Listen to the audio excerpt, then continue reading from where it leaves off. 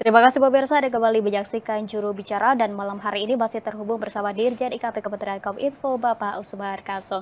Pak Dirjen, kita lanjutkan pembicaraan malam hari ini terkait peraturan pemerintah nomor 28 tahun 2024 tentang kesehatan. Nah, Pak Dirjen, di dalam peraturan ini juga tercantum terkait batasan jumlah kandungan gula garam dalam produk kemasan makanan begitu. Nah, kemudian apa yang melatar belakangi pemerintah sehingga menerbitkan aturan ini, Pak Dirjen?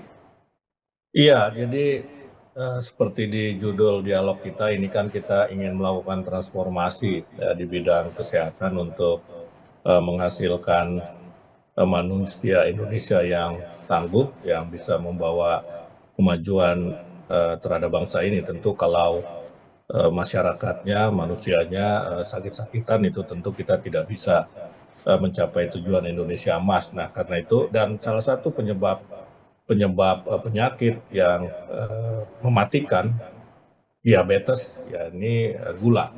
Kemudian kalau garam ya hipertensi ya darah tinggi begitu.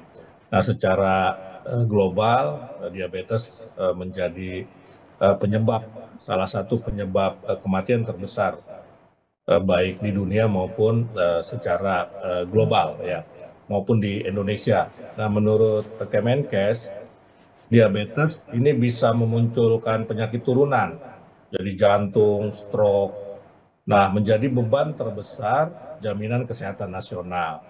Pada 2021, biaya JKN tertinggi adalah gangguan jantung dengan angka 8,7 triliun rupiah dan stroke 2,2 triliun rupiah. Ini biayanya ya dalam JKN. Nah, konsumsi gula, minyak, dan garam yang berlebih menjadi salah satu penyebab diabetes.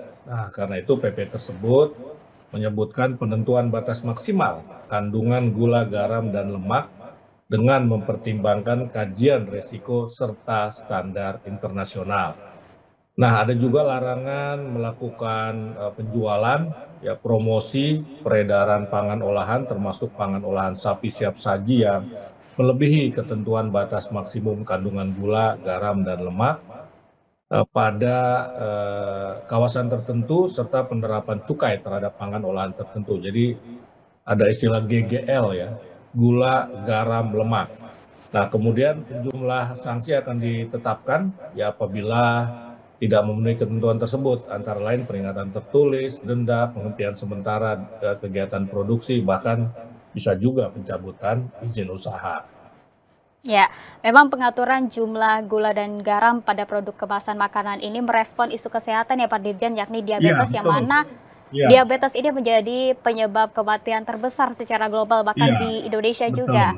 Ya, Iya, dia juga menjadi penyebab penyakit, lainnya ya, penyakit lainnya seperti jantung ya, stroke, dan kalau di luar negeri itu kemasan, makanan yang, makanan siap saji itu diberikan tanda-tanda itu, ada warna ya, kalau warnanya tertentu itu menunjukkan dia kadar gulanya misalnya atau kadar gula, garamnya melampaui standar gitu. ya. Baik, baik kemudian Pak Dirjen banyak pemberitaan juga terkait peraturan ini dituding buru-buru tanpa partisipasi publik. Nah, bagaimana Pak Dirjen menanggapi hal ini?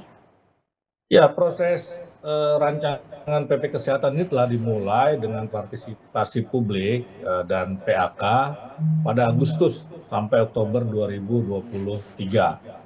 Proses dilanjutkan dengan harmonisasi yang berlangsung pada November 2023 sampai April 2024. Kemudian penetapannya pada Mei 2024 sampai Juli 2024 dan akhirnya ditetapkan oleh Presiden menjelang, akhir, Juli 2024.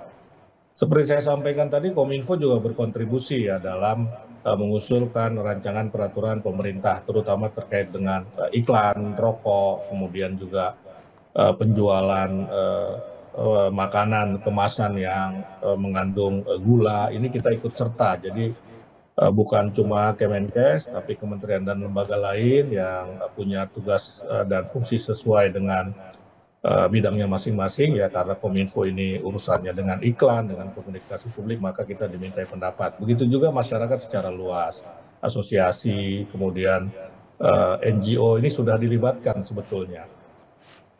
Baik, intinya proses rancangan peraturan kesehatan ini telah dimulai sejak Agustus hingga Oktober di tahun 2023 begitu ya Pak Dirjen. Baik Pak Dirjen, ada satu pertanyaan lagi terkait tenaga medis dari WNA yang diperbolehkan bekerja di Indonesia, namun kita akan membahasnya usai jeda pariwara. Pemirsa, tetaplah bersama juru bicara.